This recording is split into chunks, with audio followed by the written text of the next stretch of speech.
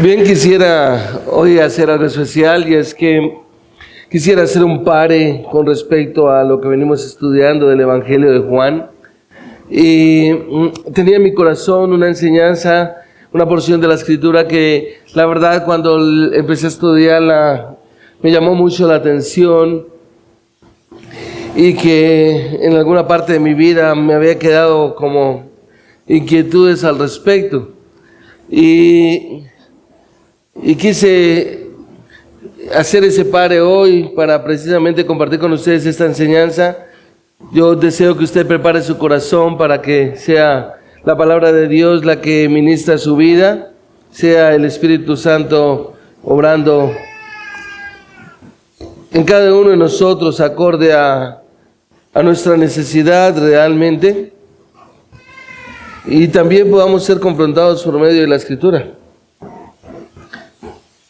Y en el año 2013, cuando nosotros empezamos a hacer el cambio con Joan de la congregación y todo, sucedió algo interesante, un suceso aquí en la ciudad de Medellín, no muy bueno, no muy grato, no sé si ustedes lo recordarán, pero una unidad de edificios llamada Space sufrió un colapso estructural el 12 de octubre del 2013, principalmente fue debido a fallas en su diseño y construcción, y las causas principales incluyeron el uso de materiales de baja calidad, de baja resistencia, en cuanto al concreto y el acero muy deficientes, y un diseño estructural defectuoso que no se ajustaba realmente a la normativa.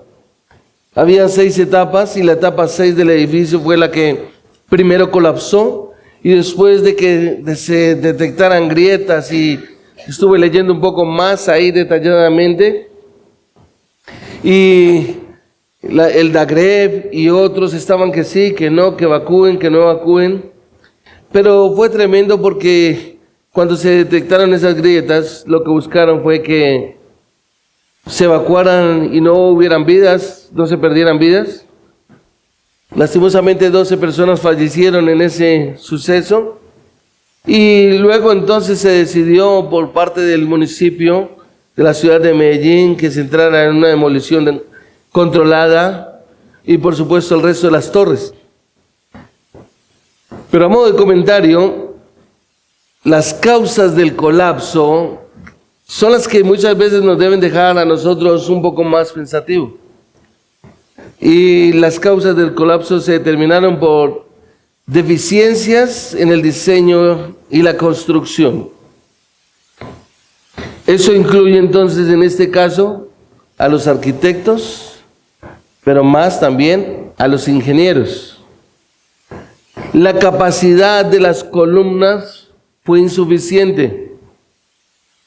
Y como lo mencioné, los materiales de baja calidad que utilizaron, es decir, estas personas fueron deshonestas, estas personas lo hicieron por hacer, estas personas lo que hicieron fue simplemente montar unas estructuras y creer. En los informes que leía y que estuve alguna vez mirando, llamaron a un perito, y hay un ingeniero que es el que habla, no conozco mucho, sobre cuánta resistencia va a soportar en este caso ese edificio y qué tipo de varilla se necesitaba. Y por decir algo, si era una varilla, por inventarme, de 1 pulgada, ellos le pusieron de media pulgada para ahorrar costos. El concreto no era el más concreto, sino que era más bien suave. Entonces los materiales que utilizaron fue de baja calidad, y por supuesto que la supervisión fue deficiente.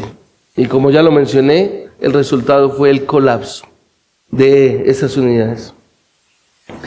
Y creo que nosotros muchas veces, o más bien pocas veces, pensamos en la iglesia desde una perspectiva como un edificio. Y yo espero que usted me esté poniendo la mayor atención posible, que usted verdaderamente sea el Espíritu Santo que ministra su vida y usted se concentre aquí realmente, para que sea el Espíritu Santo hablando de su vida, porque tiene que ver con la iglesia. Comparte lo que usted forma acá, mi amado. No es simplemente una charla que yo estoy dando, sino algo que realmente es la palabra de Dios para su vida. Y es interesante porque es algo que la Biblia nos deja ver. Y Pablo lo que hace es que cambia las metáforas referentes a la iglesia, dejando a un lado el campo y usando ahora es un edificio, similar a la ilustración que yo acabo de mencionar. Y Pablo desarrolla en forma más amplia la responsabilidad de todos los creyentes de rendir cuentas por su trabajo, porque cada creyente de Corinto, que es la carta donde nosotros vamos a estar, le fue dado a lo menos un don o habilidad para ministrar a los demás, es decir, al cuerpo de Cristo, que es la iglesia, y que en algunas partes de la Escritura lo toma como un edificio, no hablando de un edificio físico. Lo interesante, mis amados, es que el Señor había usado a Pablo para establecer e instruir a muchas iglesias en toda Asia Menor y Macedonia y Grecia. Y Pablo entonces realmente sabía que había sido enviado a Corinto para edificar los fundamentos de la iglesia allí, o de una iglesia allí más bien. Y eso es lo que hizo cuidadosa y hábilmente. Contaba con el motivo correcto, con el mensaje correcto y con el poder correcto. Y quiero partir de ahí. ¿Por qué? Porque quiero que me acompañe aquí a 1 Corintios capítulo 3, como les había enviado en sus WhatsApp, para mirar los versículos desde el capítulo 3, versículo 10 al 15, por favor, y acompáñeme en la lectura de esta porción de la Escritura. Y Pablo dice: conforme a la gracia de Dios que me fue dada, yo, como sabio arquitecto, en otras dice como perito, puse el fundamento y otro edifica sobre él. Pero cada uno tenga cuidado cómo edifica encima, pues nadie puede poner otro fundamento que el que ya está puesto, el cual es Jesucristo. Ahora bien, si sobre este fundamento alguien edifica con oro, plata, piedras preciosas, madera, heno, paja, la obra de cada uno se hará evidente, porque el día la dará a conocer, pues con fuego será revelada. El fuego mismo probará la calidad de la obra de cada uno. Si permanece la obra de alguien que ha edificado sobre el fundamento, recibirá recompensa. Si la obra de alguien es consumida por el fuego, sufrirá pérdida. Sin embargo, él será salvo, aunque así como a través del fuego. Y quise tomar esa ilustración del Space, de esta urbanización, porque hubo algo que me llamó la atención, es que yo en un principio pensé, como sucede en algunos otros lugares, que el terreno donde habían construido esta urbanización era un terreno inestable, tal vez era un lago o algo que habían llenado simplemente de escombros, pero no, realmente era un lugar muy sólido. Lo que llevó a la caída de esa urbanización fue la mala actitud de los constructores, de la constructora que procedió deshonestamente, que no le importó la vida de las personas, que le interesó fue más el dinero y sacar beneficio de eso. Y creo que muchas veces nosotros encontramos que en las iglesias se puede presentar algo similar. Y debemos partir entonces de que los cimientos son la primera parte del proceso de construcción. Lo primero que miran en un lugar para construir es qué tanto es el terreno, hacen estudios. No soy arquitecto, no soy ingeniero, pero sé que lo primero que hacen es hacer estudios del suelo para ver qué tanta resistencia tiene. En este caso, la tarea del apóstol Pablo era establecer los fundamentos apropiados del Evangelio, es decir, establecer las doctrinas y los principios para la creencia y práctica que Dios había revelado. Ahí nos damos cuenta realmente, y podemos mirar también en 1 Corintios capítulo 2, versículos 12 y 13, por favor acompáñenme ahí un momento. Y nosotros hemos recibido no el espíritu del mundo, sino el espíritu que viene de Dios, para que conozcamos lo que Dios nos ha dado gratuitamente, de lo cual también hablamos, no con palabras enseñadas por sabiduría humana, sino con las enseñadas por el Espíritu, combinando pensamientos espirituales con palabras espirituales. Eso es lo que Pablo tenía que hacer en cuanto al fundamento, en cuanto a los cimientos, establecer las doctrinas, los principios para la creencia y práctica que Dios le había revelado. Esa era la tarea de establecer los ministerios de un nuevo pacto, como nos lo enseña la palabra en Efesios capítulo 3, versículo 1 al 9, si usted me acompaña rápidamente ahí. En Efesios capítulo 3, versículos 1 al 9 dice: por esta causa yo, Pablo, prisionero de Cristo Jesús, por amor de ustedes los gentiles, si en verdad han oído de la dispensación de la gracia de Dios que me fue dada para ustedes, que por revelación me fue dada a conocer el misterio, tal como antes les escribí brevemente, en vista de lo cual leyendo podrán entender mi comprensión del ministerio de Cristo, que en otras generaciones no se dio a conocer a los hijos de los hombres, como ahora ha sido revelado a sus santos apóstoles y profetas por el Espíritu, a saber que los gentiles son coherederos y miembros del mismo cuerpo, participando igualmente de la promesa de Cristo Jesús mediante el Evangelio.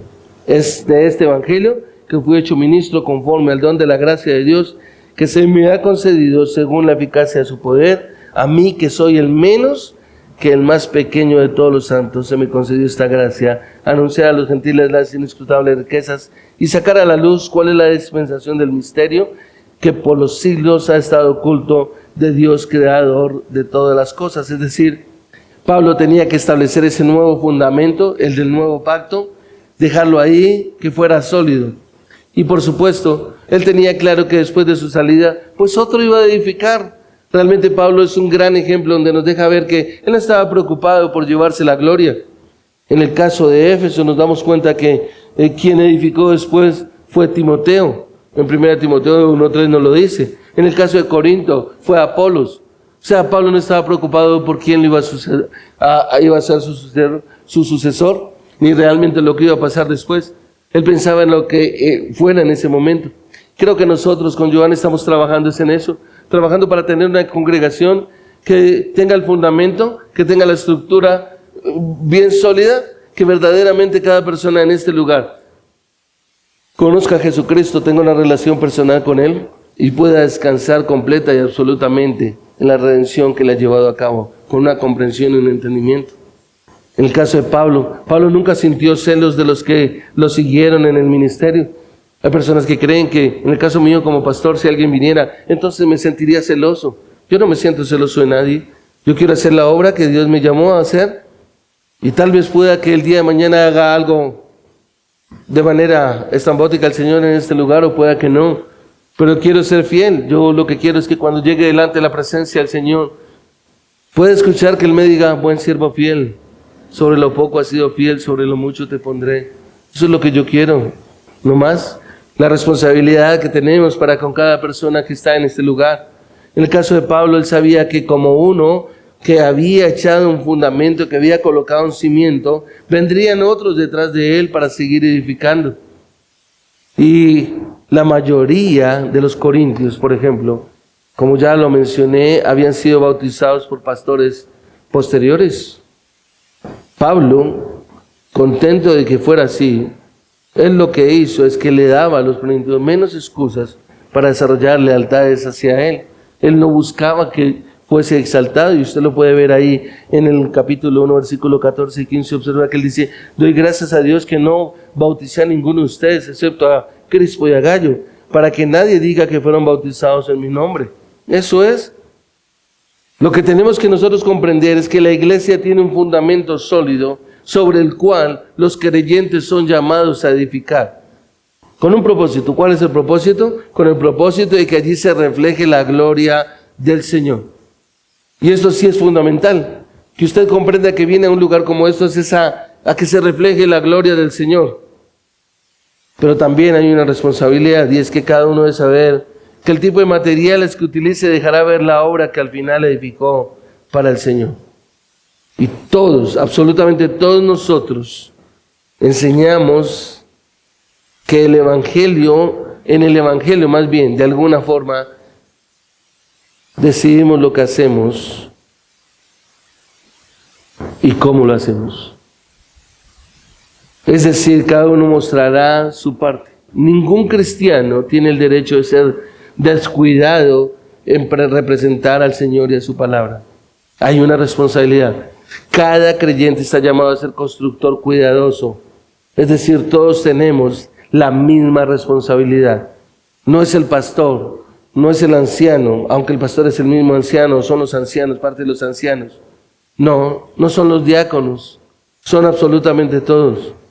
Y es por eso que en esta mañana vamos a ver 3 características que reflejan el tipo de la obra que el creyente ha llevado a cabo para la gloria del Señor. Número 1, usted lo tenía ahí, la humildad. Número 2, el tipo de materiales. Y número 3, la prueba final. Y lo primero que podemos ver acá realmente es el primer punto, la primera característica de una persona en cuanto a lo que debe edificar correctamente, es la humildad. Y lo vemos aquí precisamente en el capítulo 1, versículos 10 y 11, si usted me acompaña. Observe lo que Pablo menciona referente al tema. Y Pablo dice: conforme a la gracia de Dios que me fue dada, yo, como sabio arquitecto, puse el fundamento y otro edifica sobre él. Pero cada uno tenga cuidado cómo edifica encima. Pues nadie puede poner otro fundamento que el que ya está puesto, el cual es Jesucristo. Y quisiera, iglesia, si usted me presta su atención, si usted observa el texto, observe que está hablando de que ya hay un fundamento. Y eso es necesario para comprender la enseñanza, para comprender ahí la escritura. Nos está diciendo que ya hay un fundamento que está puesto, que solo es un fundamento. ¿Cuál es ese fundamento? Él lo está mencionando acá. Él dice: yo como sabio arquitecto puse el fundamento y otro edifica sobre él. Ese fundamento se llama Jesucristo. El único fundamento del cristianismo bíblico es Jesucristo. El fundamento no es la ética del Nuevo Testamento, ¿sí? Mucho de ella la podemos encontrar en otras religiones. No es tampoco la historia, no son las tradiciones y decisiones de iglesias y de dirigentes de iglesias a lo largo de los siglos. Es decir, respetando mucho algunas posturas, no son las confesiones las que muestran realmente el fundamento de una congregación. El fundamento de una congregación tiene que ser Cristo Jesús. Y sobre eso, un creyente pararse.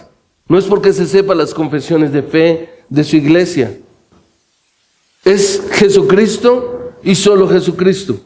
En un sentido, no todas son todas las escrituras, porque todas las escrituras son de Cristo Jesús y acerca de Él. Y solo Jesucristo es el fundamento. Y Pablo lo está mencionando aquí. El fundamento es Cristo. El fundamento, como ya lo mencioné, no es la historia. El fundamento no son las tradiciones. El fundamento no son las decisiones de iglesias, ni de dirigentes de iglesias. Aunque hayan pasado ya 20 siglos o un poco más.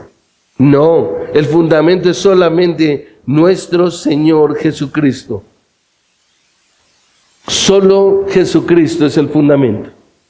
Y observa que realmente Pablo está haciendo el énfasis ahí cuando dice: puse el fundamento, otro edifica sobre él, pero cada uno tenga cuidado cómo edifica. Versículo 11: pues nadie puede poner, nadie puede colocar que otro fundamento que el que ya está puesto, el cual es Jesucristo. Es decir, el fundamento es Cristo Jesús. Y Pablo aquí realmente le está hablando a una iglesia, a personas nacidas de nuevo, personas que han sido regeneradas, personas que sabían, entendían, comprendían y confiaban en la obra de redención que Jesucristo había llevado a cabo a favor de ellos. Es eso. Entonces nosotros tenemos que observar, precisamente porque eso es lo que nos declara la Escritura. Si usted me acompaña a Hechos capítulo 4, versículo 12, por favor, rápidamente la Escritura nos lo declara y dice, capítulo 4, versículo 12, en ningún otro hay salvación, porque no hay otro nombre bajo el cielo dado a los hombres en el cual podamos ser salvos. Parece que cuando Pablo escribió esta carta, otros habían llegado a Corintio predicando otro evangelio diferente. No lo deja ver ahí en 2 de Corintios capítulo 11, versículo 4. Y es probable entonces, como lo acabo de mencionar, que cuando Pablo escribió esta carta haya habido un predicador de esa clase en Corintios, que quería establecer otro tipo de fundamento. Pero lo interesante en esta porción de la Escritura es que Pablo realmente reconoce la gracia que ha recibido de Dios, porque fue llamado tiempo después que Cristo ascendió y después de que el Espíritu Santo fuese derramado. Observa que Pablo comienza diciendo, conforme a la gracia de Dios que me fue dada. Es decir, sabe bien que él fue la última persona a la que Cristo se le apareció. Él lo dijo en el capítulo 15, versículo 8, como a un nacido fuera de tiempo. Un paréntesis aquí, otra versión dice como un abortivo. No obstante, fue llamado a ser apóstol. Y esto es muy importante, porque Pablo consideraba este llamado como un acto divino de pura gracia. Y para poder entender realmente lo que Pablo está manifestando acá, es necesario partir de su actitud, precisamente de una actitud de humildad, donde él realmente reconocía que si algo estaba desarrollando dentro de la congregación, o lo que iba a hacer con las iglesias, era única y exclusivamente por la gracia de Dios. ¿Era solo la gracia de Dios? Era un acto divino de gracia por el cual entonces deja ver en sus cartas repetidamente las gracias en sus epístolas. Si usted mira, por ejemplo, ahí, devuelva hace un momento en Romanos capítulo 15, versículo 15. Ahí lo tiene 2 páginas atrás. Romanos 15, 15. Observa que Pablo dice, pero les he escrito con atrevimiento sobre algunas cosas para así hacer que la recuerden otra vez por la gracia que me fue dada por Dios. Fue por la gracia que me fue dada. Y adelante de Corintios, en Gálatas capítulo 2, versículo 9, observa lo que Pablo menciona ahí. Gálatas 2, 9, Pablo dice, versículo 9, al reconocer la gracia que se me ha dado, Jacobo, Pedro y Juan, que eran considerados como columnas, nos dieron a mí y a Bernabé la diestra de compañerismo para que nosotros fuéramos a los gentiles y ellos a los de la circuncisión. Observa que Pablo está diciendo al reconocer la gracia que se me había dado. Es decir, Pedro, Juan, habían reconocido la gracia que se les había dado y entonces le concedieron precisamente el apoyarlos, el ayudarlos y todo eso. Y eso es algo fundamental, mis amados. Ahora, vale la pena resaltar acá en este primer punto, en la primera característica de cómo se empieza a edificar, es que para evitar que alguien precisamente pensara que se estaba jactando, en el caso del apóstol Pablo, él comenzó aclarando su llamamiento, como ya lo he mencionado, su eficacia, y era resaltando a todo momento que era por la gracia de Dios. Y creo que nosotros necesitamos también, en algún momento, reconocer que si estamos en un lugar como estos, es por la gracia de Dios. Mucha gente dice, uy, pero ustedes no son muchos. ¿Cómo están en un lugar como estos tan costosos? Es por la gracia de Dios. Es solamente por la gracia de Dios. Pablo, en 1 Corintios 15:10, él dijo, por la gracia de Dios soy lo que soy, y su gracia no ha sido en vano para conmigo. Antes he trabajado más que todos ellos, pero no yo, sino la gracia de Dios conmigo. ¿Sabes una cosa? Cuando nosotros logramos algo, simplemente es por la gracia de Dios. Deberíamos siempre estar pensando, ¿sabes qué? Es por la gracia de Dios. Podemos llevar a cabo un evento, es por la gracia de Dios. Podemos sacar adelante un curso, es por la gracia de Dios. Podemos sacar un discipulado, es por la gracia de Dios. Que alguien está creciendo, es por la gracia de Dios. Pablo fue un hombre que trabajó y luchó gracias al poder de Dios en su vida. Él lo escribe en Colosenses capítulo 1, versículo 29. Si usted lo mira ahí, Colosenses capítulo 1, versículo 29, él dice lo siguiente: con este fin también trabajo esforzándome según su poder que obra poderosamente en mí. Observe que su poder está su en mayúscula, hablando, haciendo énfasis de Cristo, que obra poderosamente en mí. Y por supuesto que realmente él fue hecho ministro por el don de la gracia de Dios y se consideraba a sí mismo como el más pequeño de todos los santos. Lo acabamos de leer en Efesios capítulo 3, versículos 7 y 8. Lo interesante es que Pablo animaba a otras personas a que no lo alabaran, no lo exaltaran.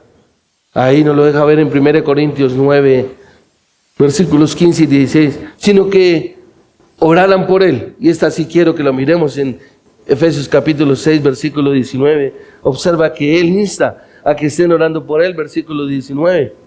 Oren también por mí, para que me sea dada palabra al abrir mi boca, a fin de dar a conocer sin temor el misterio del Evangelio. Ese sí era el deseo de Pablo, ese era el anhelo de Pablo. Pablo deseaba realmente que él hallara gracia delante de las personas.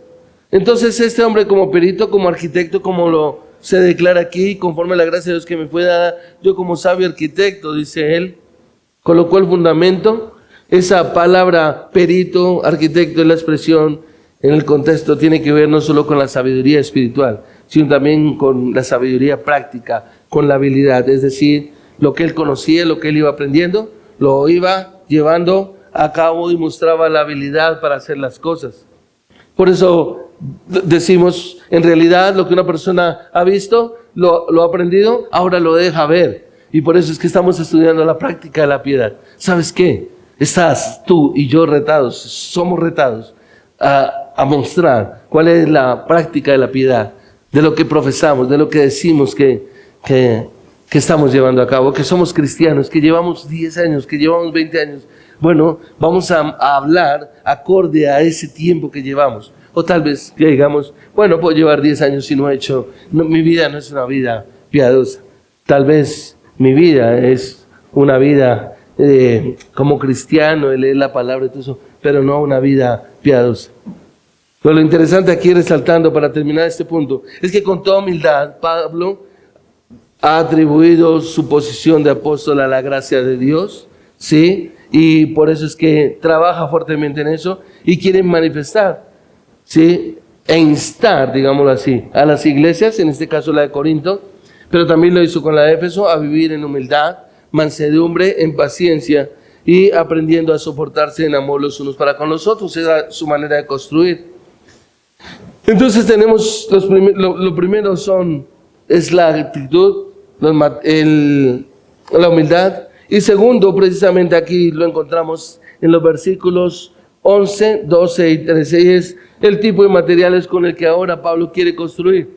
Vuelvo y repito, tengo que tener en cuenta que Pablo ya ha dicho que el fundamento está ahí. Y lo que quiero manifestar acá es que muchas veces nosotros podemos llegar a decirle a una persona que tal vez no tiene el fundamento y lo que está construyendo no es lo correcto. Y no, tal vez la persona confía en Jesucristo, la persona ha puesto su esperanza en Jesucristo, pero tal vez lo que no está utilizando es los materiales correctos. Si quiero que me acompañes ahí a la palabra, observa la palabra en los versículos 12 y 13. Observa, mira lo que dice. Ahora bien, si sobre este fundamento, ¿se dan cuenta que el fundamento se mantiene? El fundamento sigue siendo el mismo. El fundamento es Jesucristo. Lo que Pablo había presentado, las doctrinas, ¿sí? Todo estaba establecido ahí, todo estaba basado en Jesucristo. Pero ahora nosotros nos encontramos con que Pablo hace una advertencia. Y los voy a volver aquí al versículo 10. Observa que él dice en el versículo 10, pero cada uno tenga cuidado cómo edifica. Es decir, Pablo está haciendo una advertencia en la manera como va a edificar. El tipo de material que va a usar sobre dicho fundamento. Puede ser material sólido, seguro, estable. Estoy hablando sobre el fundamento. Firme, pero sobre todo era un fundamento divino y perfecto. Recuerda que es Jesucristo ese fundamento. Entonces Pablo lo que está diciendo aquí es, cada uno tenga cuidado de cómo edifica sobre él. Y Pablo en Romanos 15:20, él dice, en efecto, mi propósito ha sido predicar el Evangelio, donde Cristo no sea conocido, para no edificar sobre otro fundamento. Es decir, él siempre buscaba que el fundamento fuese puesto donde no lo había, haciendo referencia a una edificación en cuanto a iglesia. Y esto tendría en sí referencia a quienes estaban a la par con él colocando ese dicho fundamento, es decir, a los profetas y a los apóstoles en aquella época. Pero también establece o tiene una implicación para cada uno de nosotros. Porque el fundamento ya está puesto. Y ahora observen que Pablo se va a centrar en cómo cada creyente va a edificar sobre ese fundamento, es decir, aquella persona que se le ha presentado a Jesucristo. Y aquí ya es de una manera individual. Sabemos que la iglesia del Señor son todos aquellos que Él ha llamado, que Él ha redimido, que Él ha escogido, pero también que individualmente tenemos que responder. Y cuando Pablo usa el verbo edificar, se refiere a la continua labor de edificar el cuerpo de Cristo. Es decir, la responsabilidad que nosotros tenemos para edificar este cuerpo. Personalmente he tenido conflicto con personas donde dicen, bueno, yo me voy de esta iglesia y vas a ver que esta iglesia se va a acabar, que la gente no quiere estar. Bueno, ese es un tipo de persona que muestra la manera como quería edificar en este lugar, a su manera. Pero no pensó en que realmente está edificando, no pensaron en cuanto a que esto tiene que ver con el cuerpo de Cristo. ¿Por qué, iglesia?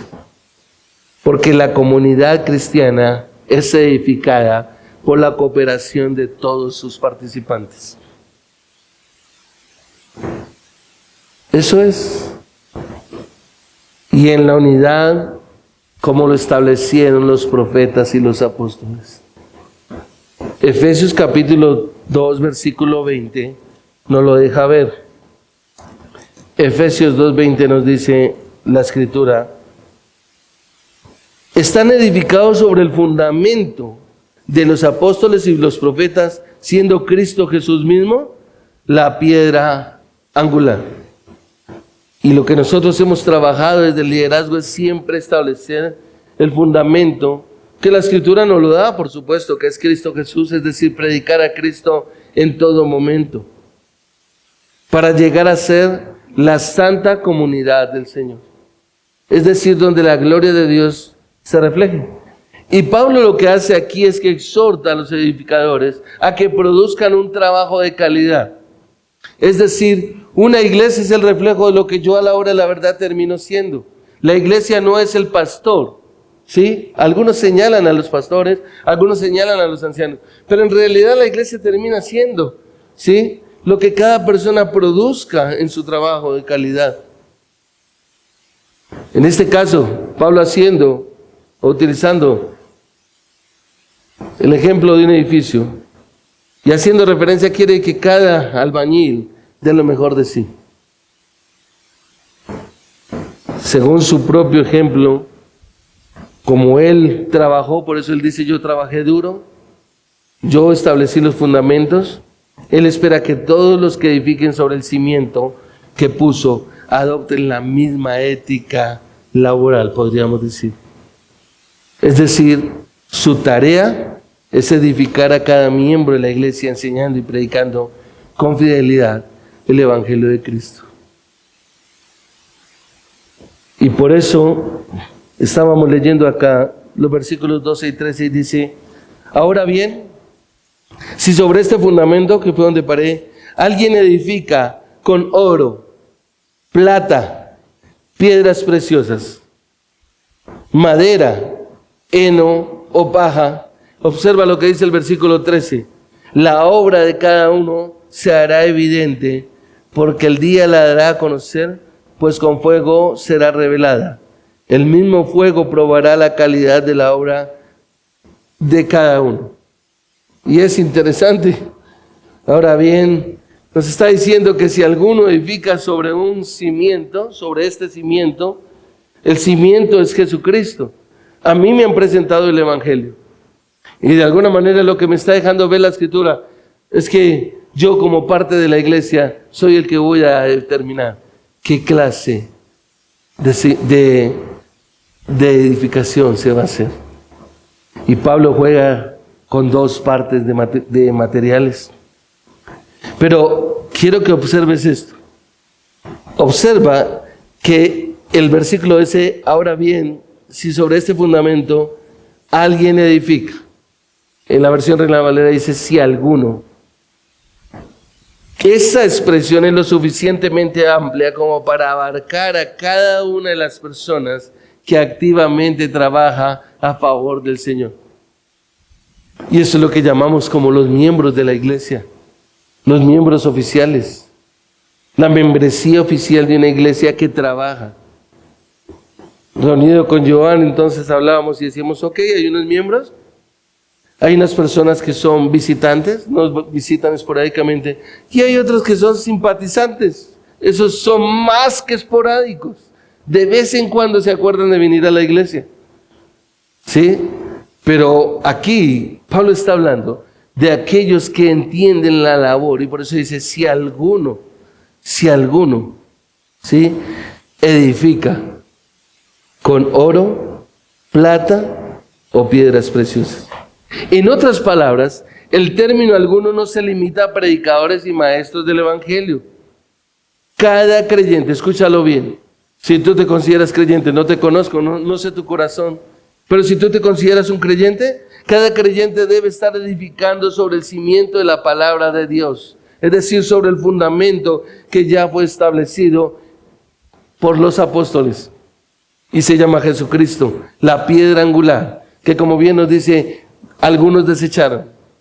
Fue piedra de tropiezo para algunos. Y nos deja ver ahora cómo se edifica. No es que se establezca el fundamento. Tú y yo no estamos llamados a establecer un fundamento. No, el fundamento ya está puesto. Y se llama Jesucristo. Ahora es nosotros que vamos a construir ahí. Y como lo he mencionado, cuando Pablo está diciendo oro, plata, piedras preciosas, madera, heno, hojarasca, la figura que Pablo usa aquí no debe interpretarse en forma literal o alegórica, ni se debe ampliar en forma incorrecta. La metáfora quiere comunicar que la calidad del edificio, escúchalo bien, debe ser como la del fundamento.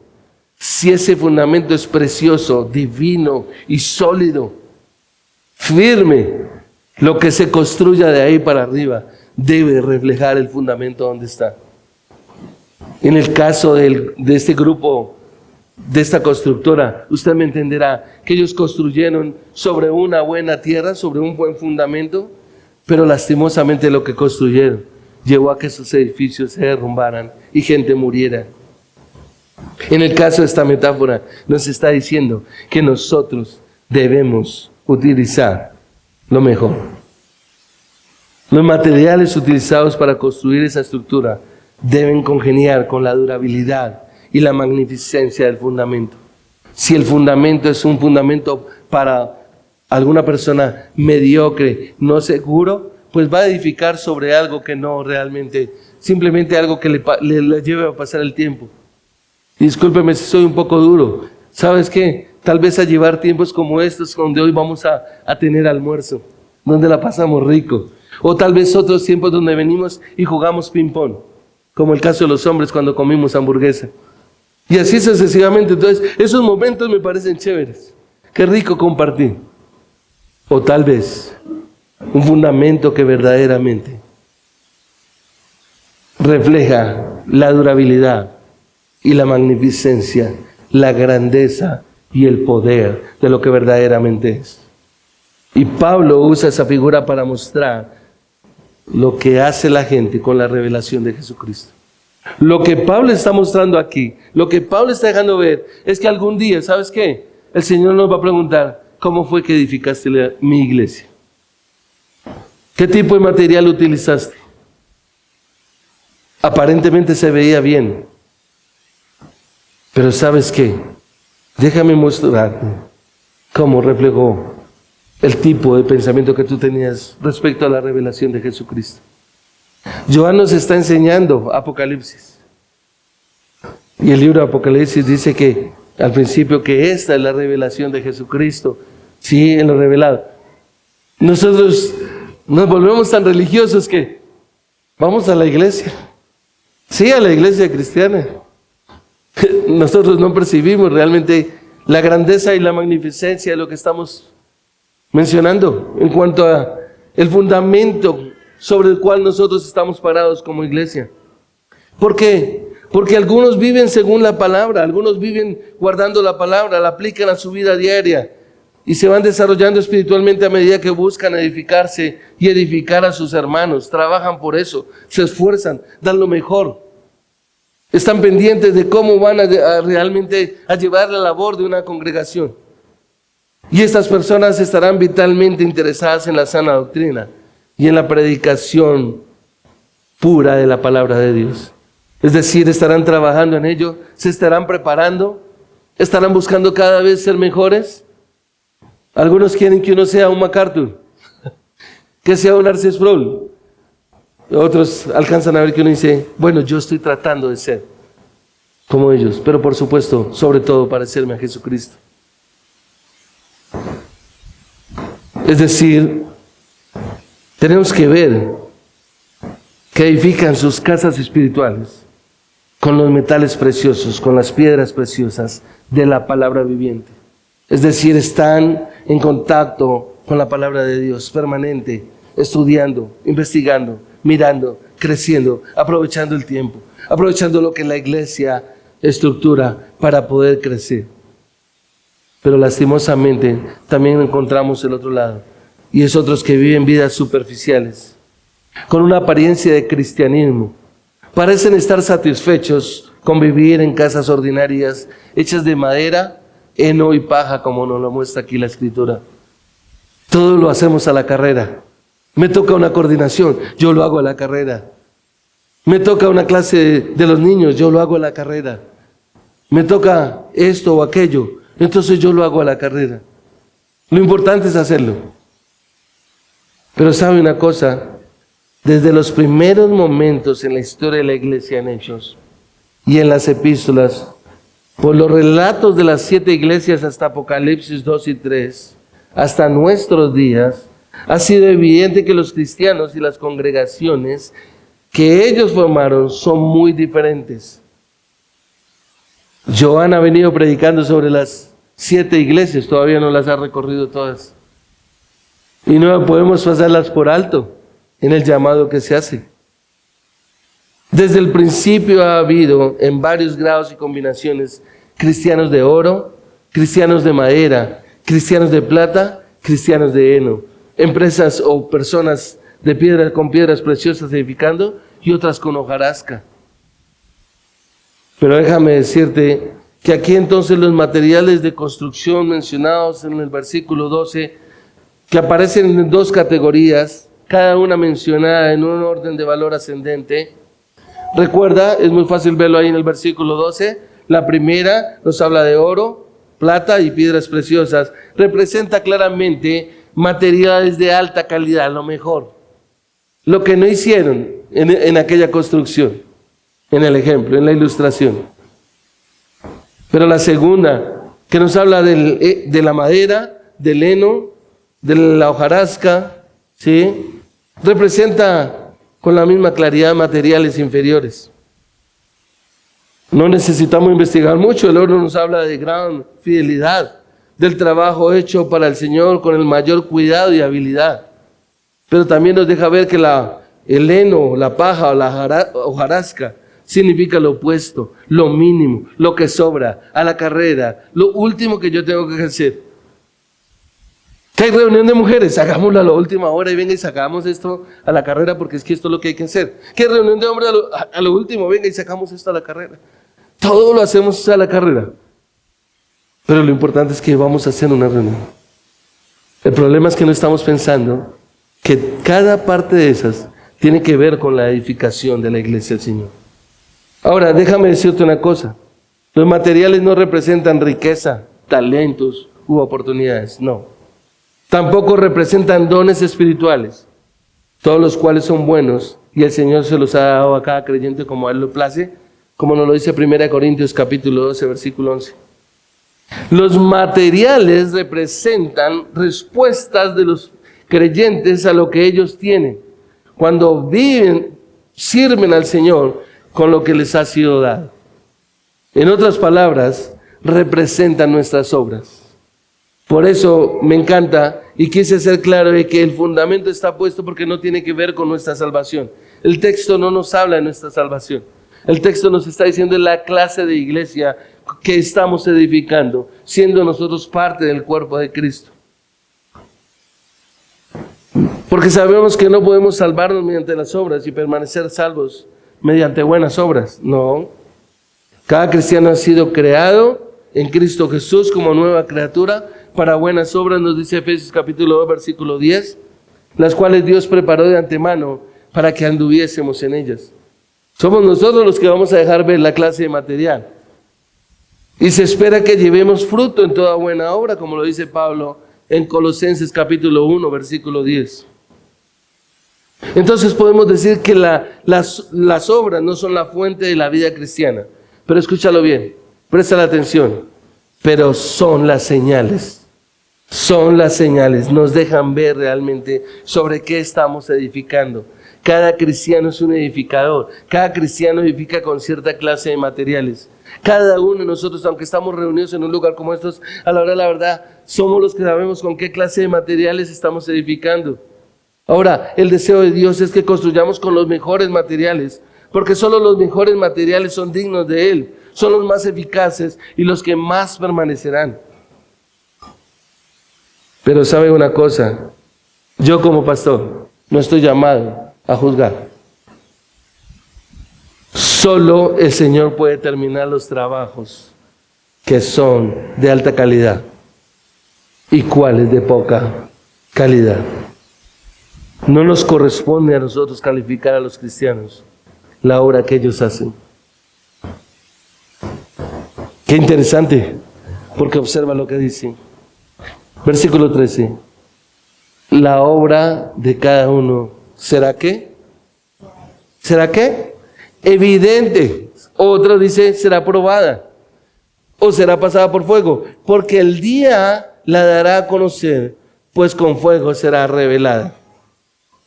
Lo que Pablo está diciendo es que debemos servir siempre al Señor con lo mejor que nos ha dado y dependiendo completamente de Él. Solamente el Señor determina al final el valor de la obra de cada creyente. Si Cristo es el fundamento, escúchalo bien, en nuestra vida, iglesia, Él también deberá ser el centro de la obra que edificamos sobre dicho fundamento. Aquí es donde se confunde la gracia que Laura estaba preguntando en la escuela dominical. La gracia que muchas veces menospreciamos, que pasamos por alto, que no entendemos. Porque tengo que ver que realmente es un privilegio que a mí se me haya presentado el Evangelio y que Dios en su obrar, bajo la dirección de su Santo Espíritu, regenerando mi mente, me lleve a mí a entender que Cristo es el fundamento donde yo puedo descansar, donde yo puedo confiar, donde pueda comprender que ya no vengo a condenación. Pero sobre eso voy a edificar. Pablo dice que somos piedras vivas que se van colocando una sobre otra para así edificar, para la manifestación de la gloria de Dios. Esta es la obra que hacemos, que debería ser verdaderamente para nuestro Señor, no una simple actividad externa o mucha ocupación religiosa. Y esto nos conecta con el tercer y último punto. Y está en los versículos 13 al 15, devolviéndome ahí en el 13. La obra de cada uno se hará evidente, porque el día la dará a conocer, pues aún con fuego será revelada. El fuego mismo probará la calidad de la obra de cada uno. Si permanece la obra de alguien que ha edificado sobre el fundamento, recibirá recompensa. Si la obra de alguien es consumida por el fuego, sufrirá pérdida. Sin embargo, él será salvo, aunque así como a través del fuego. Y el tercer punto aquí es, la tercera característica es que esa obra va a ser probada. Si pasa, entonces edificaste sobre lo correcto. Si no pasa, si es quemada, si es chamuscada, pues dejará ver sobre qué edificamos cada uno de nosotros. Por lo general los edificios nuevos son inspeccionados cuidadosamente ante los que ocupan o los que van a ocuparlo o comiencen a usarlos, digámoslo así. En una ciudad como esta, aún en pueblos, lugares, hay unos códigos de construcción que requieren que los edificios cumplan con ciertas condiciones. Déjeme decirle que si eso lo hacen los hombres, ¿cuánto más Dios? Dios tiene normas estrictas para lo que construimos, para que lo que construyamos para Él en nuestra vida y por medio de ella podamos presentar lo que sea algo correctamente acorde a nuestro Dios que es santo, a nuestro Dios que está sentado en el trono recibiendo toda la adoración. Cuando nuestro Señor Jesucristo regrese, nos dice la Escritura que cada uno, cada creyente será probado en su calidad. Nosotros estamos seguros que un día estaremos ante un juicio, no para condenación, sino para presentar nuestras coronas. Y Pablo lo deja ver aquí, dice que el fuego es el símbolo de prueba, va a ser probado con fuego. ¿Por qué? Porque de la misma manera como Dios purifica el metal, así el fuego del discernimiento de Dios quemará la escoria y dejará lo que es puro y valioso. Observa en Job capítulo 23, versículo 10. Job 23, 10.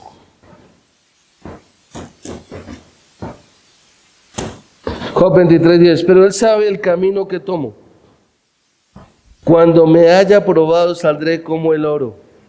En Zacarías capítulo 13, versículo 9.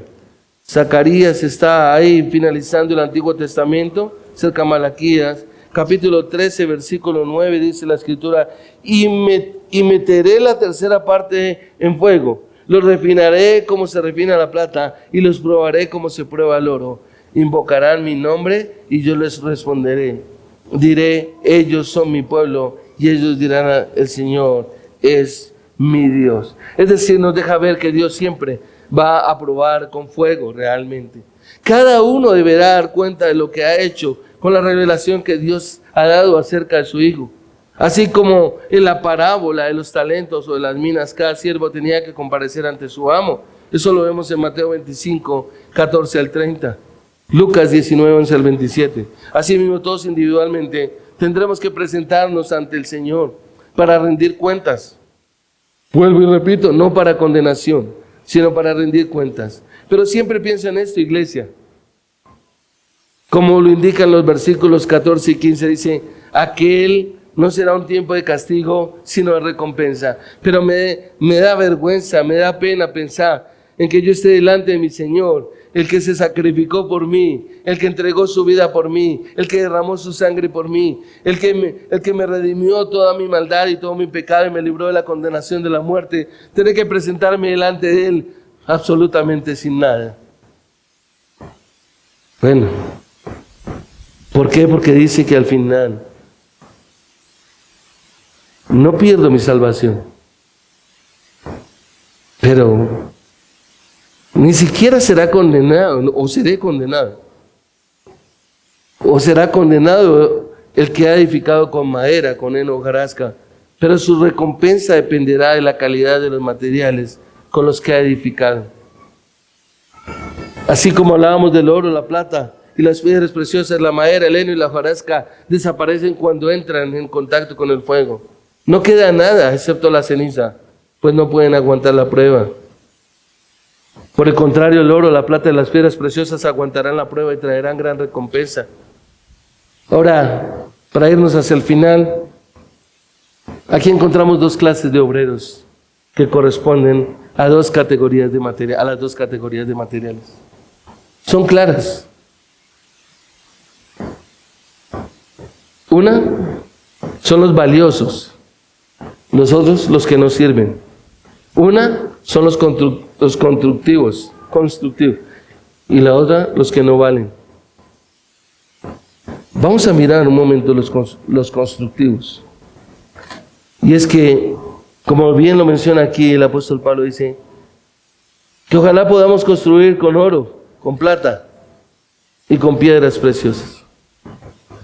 Es decir, los creyentes que tienen motivos correctos, la conducta apropiada, sirven eficazmente, edifican con ese tipo de piedras preciosas. Hacen un trabajo constructivo para el Señor y nos dice la palabra que van a recibir recompensa. Observa el versículo 14, dice: si permanece la obra de alguien que ha edificado sobre el fundamento, recibirá recompensa. Ambos se edificaron sobre el mismo fundamento, no es que haya un fundamento diferente, es el mismo fundamento que es Jesucristo. A ambos se les ha presentado a Jesucristo, a ambos se les ha revelado la gracia de Dios. Pero hay unos que están edificando con piedras preciosas, oro, plata y piedras preciosas, y dice que ese recibirá recompensa. Esa es sencilla pero esperanzadora promesa del mensaje del gozo y de la gloria eterna. En realidad lo que tenemos que comprender es que Dios recompensará cualquier servicio que hagamos para su gloria. Él lo va a recompensar, no lo tendría que hacer, pero Él lo quiere hacer. Cuando un pastor realmente predica una doctrina bíblica sana y sólida, está edificando constructivamente sobre una congregación. Cuando un maestro enseña la palabra de forma completa y consecuente, está edificando sobre buenos materiales. Cuando un creyente con el don de ayudar se consagra a servir a otros en el nombre del Señor, está edificando con materiales que aguantarán la prueba y le proporcionarán gran recompensa. Aquí muchas veces servimos de acuerdo a cómo me está cayendo al que le toca o al que me va a dirigir. Depende cómo me caiga. Depende de lo que yo vaya a hacer. Pero debería ser al contrario. Sin importar quién es, voy a dar lo mejor de mí. Señor, te voy a dar lo mejor. No sé, no puedo pensar. No sé a qué hora te levantas un domingo. Tal vez tú estás pensando que estás cansado toda la semana. Pero sabes una cosa, debería ser el día donde más nos preparáramos para estar primero un tiempo a solas con el Señor, rogándole que nos ayude, que Él se glorifique, que Él se exalte, meditando en la labor que vamos a hacer, lo que vamos a llevar a cabo. No es tratando de llegar a lo que creemos que es más importante. De pronto el culto es más importante, entonces, pero lo otro no es importante. Tal vez la escuela dominical no es importante, o tal vez el tiempo de oración no es importante. Yo puedo llegar tarde. Siempre estoy pensando en mí, en cuanto me amo realmente. Pero en realidad, cuando la vida de un creyente es santa y vive adorando y sirviendo a Dios, está viviendo una vida edificada con piedras preciosas. Una persona que es temerosa del Señor, que realmente sabe que, Señor, esto no te honra a ti. Aun cuando mi carne se quiere levantar, mi carne quisiera, es que yo le voy a dar ¿cómo es que dicen? Una canita al aire. Sí, como que, sacarme algo. En que mi carne, no, mi amado, es entender todo lo que hacemos para el Señor, las recompensas del Señor para todos sus seguidores. Realmente serán fieles, serán maravillosas, serán variadas. Todas serán incorruptibles. 1 Corintios capítulo 9, versículo 25 nos dice la Escritura, 9:25 dice: y todo el que compite en los juegos se abstiene de todos ellos. Lo hacen para recibir una corona corruptible, pero nosotros una incorruptible, dice la Escritura. El Nuevo Testamento se refiere a ellas como coronas. Y si tú no lo tienes claro, permíteme explicarte brevemente. Las coronas. Las coronas. Tú y yo, si somos verdaderos creyentes, recibiremos coronas para presentarlas delante del Señor cuando Él venga por segunda vez. Para los que tienen una fe genuina, salvadora, son fieles en esperanza hasta que el Señor vuelva. Dice la Escritura que habrá una corona de justicia, 2 Timoteo, capítulo 4, versículos 7 y 8. Debido a los que son fieles y proclaman la verdad, es decir, para los que evangelizan, está la promesa de una corona para gloriarse. 1 de Tesalonicenses 2, 19 al 20. Es decir, aquellos que no tienen vergüenza o no tenemos vergüenza de predicar el evangelio a otros. Pero también a causa del servicio a los redimidos. Entonces, es decir, lo que podemos servirle a otros, se recibirá una corona que se llama la corona incorruptible de la gloria. 1 de Pedro capítulo 5, versículo 4. Y por supuesto que habrá una corona, o sea que no vamos a llegar con las manos vacías. Todos los que aman al Señor o amamos al Señor recibiremos la corona de vida, Santiago 1:12. Pero para que me entiendas, qué rico no poder llegar con muchas coronas para ponerlas delante del Rey de Gloria y Majestad. Delante de nuestro Señor. Aquí vengo yo, Señor, para ponerte esto. Y es interesante porque la forma verbal que se usa en el griego, en cada uno de estos casos, es que el genitivo de oposición, es decir, la corona que es de justicia, la corona que es para gloriarse, la corona que es para la gloria, la corona que es de vida, todos se refieren a la plenitud de la recompensa prometida al creyente. Esto recibirás para que el día de mañana se la presentes a tu Rey, a tu Señor, al que viviste para gloria y honra de su nombre. Pero también están los que trabajan en vano, los mediocres, los que lo hacen por salir al paso. Y muchas obras de los que los cristianos hacen en el nombre del Señor, que humanamente son impresionantes y aparentemente bellas y dignas, no pasarán la prueba de aquel día. Observa que el texto nos está diciendo, me salí del 3, pero el texto nos está diciendo en el versículo 14, en el 13, perdón, porque el día la dará a conocer, aquel día se hará manifiesta, se hará a conocer, será evidente. Ahí en el versículo 13 nos está diciendo que evidenciará que los materiales que usaron fueron de madera, de heno u hojarasca. Y aunque no estamos hablando de salvación, es decir, el obrero no perderá su salvación, pero sí perderá una porción de la recompensa que pueda estar esperando. La pregunta es, ¿cuál recompensa estás esperando tú? ¿Muchas? ¿Las más posibles en cantidad? La palabra nos está diciendo que Él mismo será salvo, aunque así como por fuego. Y la imagen aquí es de una persona que pasa por el fuego, pero sin quemarse. Pero que tiene el olor de, como decimos nosotros, de chamuscado, de humo, escapando a duras penas, como que se salvó. En el día de la recompensa, es como cuando decimos alcanzó a entrar al ascensor, ya, y ahí quedó. Es eso, mis amados. Como que me salvé porque, bueno, sí tuve la fe en Cristo, que ni siquiera eso tenía porque fue el Señor el que se la dio. Pero me parece duro llegar sin nada. Siempre recuerdo que mi esposa me dice, vamos a visitar a alguien. Y dice, ¿qué le vas a llevar? Y yo, ¿qué voy a llevar? Porque, claro, ¿cómo vas a llegar con las manos vacías? Y yo, pues voy a visitar. Pero donde el Señor, será tremendo llegar con las manos vacías. Ante nuestro Dios, ante nuestro Rey. Bueno, gracias, me salvaste. Gracias.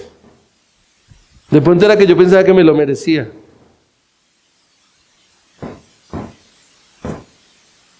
Pero las cosas malas e inútiles nos dice que desaparecerán, aunque no se pierda la salvación. Y es fácil, amados, engañarnos a nosotros mismos, pensando que todo lo que hagamos en el nombre del Señor es para su servicio. Encuentro muchas personas que dicen, no, yo todo lo estoy haciendo para el Señor. El Señor conoce mi corazón. Usted juzga, pastor. Usted, no, mi amado, déjame decirte. Es más, contestan, con tal de que seamos sinceros, diligentes, bien intencionados. Pero lo que a nosotros nos parece oro, pueda que resulte en hojarasca, debido a que no hemos evaluado nuestros materiales a la luz de los criterios de Dios. Porque los criterios de nuestro Dios son puros. La conducta del Señor es santa. Y nuestro Señor, todo lo que nos ha servido es completamente de manera desinteresada. Debemos ser cuidadosos de no desaprovechar nuestras oportunidades. Iglesia edificando con materiales que no son valiosos. Podemos terminar siendo obreros inútiles. El apóstol Pablo advirtió acerca de los materiales que no valen, porque si los usamos, nos convertimos en obreros inútiles, en lo que nos ha dejado ver. Él advirtió a la iglesia en Colosas, en el capítulo 2, versículo 18, dijo, nadie os prive de vuestro premio afectando humildad y culto a los ángeles, entremetiéndose en lo que no ha visto, vanamente hinchado por su propia mente carnal, es decir, su propio pensamiento. Cuando confiamos en la sabiduría humana, o incluso en visiones sobrenaturales, es que el Señor me mostró, es que yo tuve un sueño, más que en la palabra de Dios, no nos estamos dando cuenta que somos carnales y que estamos con una mente netamente carnal. Y podemos estar seguros de que cualquier doctrina, principio, práctica que sea desarrollada en base a esos recursos carnales serán inservibles en el mejor de los casos. Yo puedo estar creyendo que lo que estoy haciendo es lo correcto delante de Dios, pero no ser eso. Realmente la invitación es a que nosotros reflexionemos un poco más detalladamente, el tipo de material que estamos utilizando. Y verdaderamente, roguemos a nuestro Dios que verdaderamente nosotros podamos dar lo mejor de nuestras vidas, nuestro tiempo, nuestro servicio, nuestros recursos, realmente todo, porque Él, Cristo, lo dio todo por nosotros, el cual no escatimó el ser igual a Dios. La expresión el cual no escatimó significa que Él no se pegó de algo de lo que estaba allá arriba, sino que se despojó a sí mismo. Que nuestro ejemplo para parecernos a Cristo precisamente está enfocado de la misma manera como Él nos lo muestra en nuestras vidas. Le invito a que oremos. Padre, gracias te damos, amado Dios, por este tiempo. Señor, gracias por esta porción de la Escritura que nos deja ver, nos confronta y nos cuestiona sobre qué estamos edificando, Señor. ¿Cuál es nuestra clase de servicio? ¿Cuál es la clase de materiales que nosotros estamos utilizando, Señor, para edificar la iglesia por la que Cristo murió? Sobre el fundamento de nuestro Señor Jesucristo, pero que nosotros podamos ser esos hombres y mujeres, Señor, que edificamos bajo la dirección de tu Santo Espíritu y bajo el conocimiento de tu palabra, Señor. Que tengamos verdaderamente una estructura sólida, como bien nos lo muestra el apóstol Pablo en la ilustración que hace en referencia al oro, a la plata, a las piedras preciosas. Que sea lo mejor, Señor. Que sea de nuestra parte, Señor, nuestro mayor esfuerzo, nuestro mayor sacrificio. No para ganar el favor tuyo, no para estar bien contigo, no para que tú estés contento con nosotros, sino al contrario, como lo hablábamos en la escuela dominical, porque realmente te conocemos y sabemos que lo que tú has hecho no tiene valor en esta tierra, no se compara con nada, y que nosotros demos lo mejor. Para gloria, honra y alabanza a tu nombre en Cristo Jesús. Amén.